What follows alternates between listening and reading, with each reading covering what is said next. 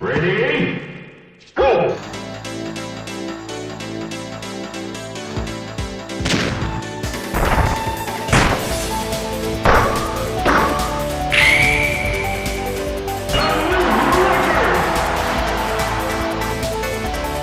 While servers like Australia and the Amazon can seem tough, what makes them difficult is the competition there. Nothing about the server itself directly impedes your survival. However, there are some areas of the game which punish players who aren't equipped to deal with the passive status effects dealt by the overworld. Probably the best examples of this are the polar servers, of which there are two. I'll save Antarctica for another time. Today, we're looking at the players surviving the brutally cold and icy Arctic server. What makes this server so tough is that for a large portion of the time, the cold atmosphere constantly drains stamina and HP. You'll need two things to not have the server drain your life to zero here. The first thing you need is some sort of armor that has cold resistance. Whether that comes in the form of thick fur, down feathers, or blubber, without cold resistance you'll see your stamina and HP crash hard. The second thing you'll need to do is make sure you spec into the endotherm class. This allows you to recover the most stamina by eating. The cost of doing this is that you can't get any energy from sunlight and have to continuously find loot in order to survive. However, the Polar Night World event actually removes sunlight from the overworld for months at a time, so pulling off an ectotherm build here would actually be next to impossible anyway. This is why reptile and amphibian players are currently region locked to the lower latitude levels. So today I want to talk about the things that the best Arctic builds are doing to stand out in such a difficult meta.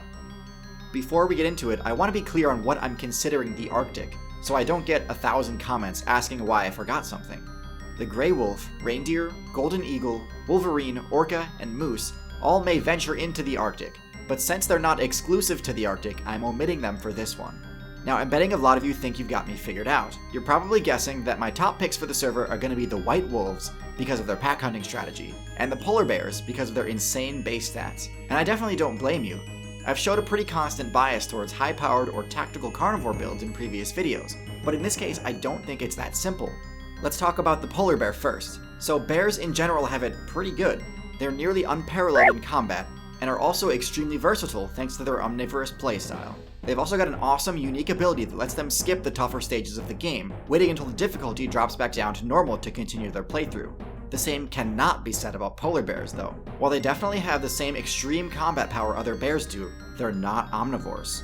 They're fully committed to PKing and don't get much XP from scavenging like grizzlies, Kodiak bears, and black bears do. In addition, they also don't get to skip the polar night like other bears can, meaning they're stuck hunting during one of the most difficult world events on one of the most difficult servers in the game.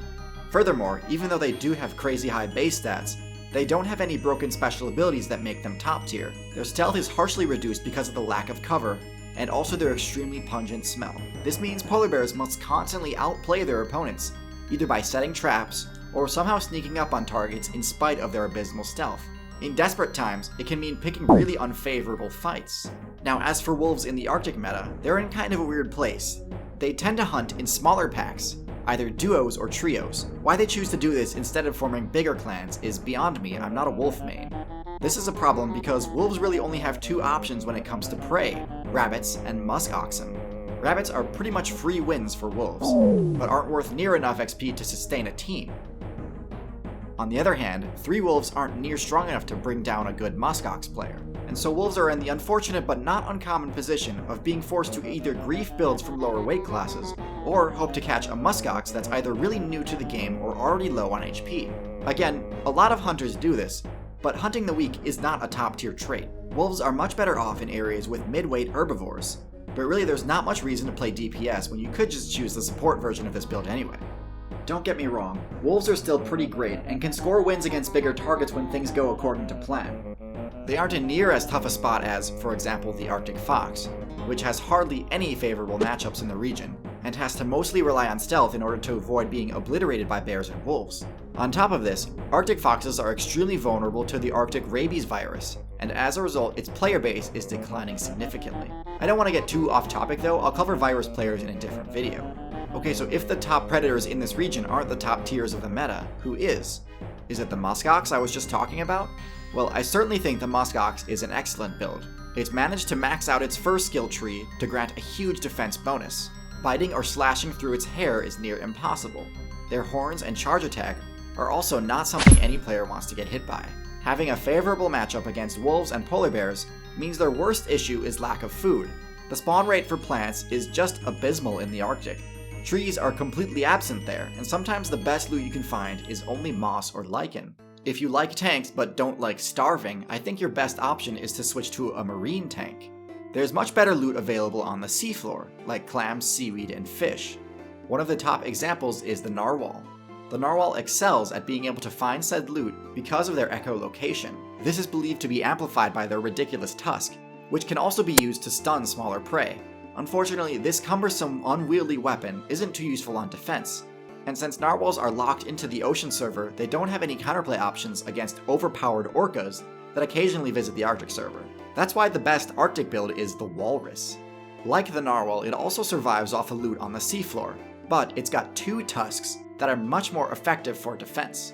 While they're admittedly not much better in the orca matchup, they're able to escape onto land, where they can easily hold their own. Even polar bear players would only pick fights with a walrus if they have literally no other option, and when they do it, it usually doesn't end up going well for them. Their insane size and thick blubber makes most attacks from predators laughably weak. Meanwhile, their counterattacks do enough damage to make any aggressor reconsider choosing the class that they did. Okay, so we can't talk about the Arctic without talking about the elephant in the room.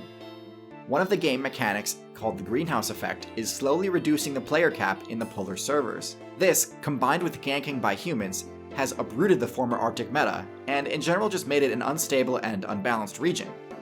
What I'm trying to say is that, like a few other things, the best advice for someone trying to get into the Arctic meta would be to start a few years ago. So that about wraps it up for this video. Thank you so much for watching.